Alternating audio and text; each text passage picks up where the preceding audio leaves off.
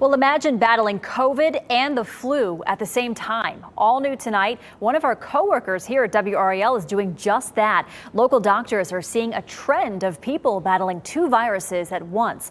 WRAL's Aaron Thomas is live outside UNC Rex Hospital in Raleigh tonight with trends of being double infected, Aaron.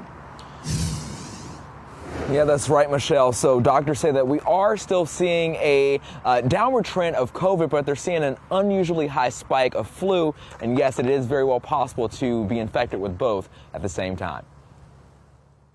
Saturday afternoon, I tested positive for both. And as of tonight, WRAL employee Tony Gupton continues to battle both COVID and flu.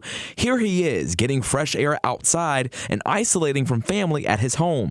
Symptoms like achy joints started Friday evening after work. I had a really bad headache, and that was way out of the ordinary. A test confirmed both respiratory illnesses. Infectious disease experts point to fewer people wearing masks and more people interacting indoors for an uptick in influenza.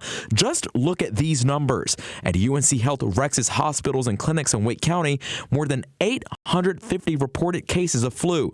Around the same time last year, there were about 175 cases across the same healthcare system. And in November of 2020, just months into the COVID pandemic, less than 10 influenza cases. When we're in a season like now where we have an explosion of flu, a substantial amount of RSV and still ongoing COVID, people can certainly get more than one virus at the same time, and we do see that. Health experts are still gathering data on how common co-infections are. The consequences if you have both, if you're particularly vulnerable, or even if you're not, are going to be more likely to be more severe. It's why doctors say vaccinations against both COVID and flu are your best safeguard. If I hadn't had the vaccines, and as well as go to my doctor and get the antivirals, it could be a whole lot worse.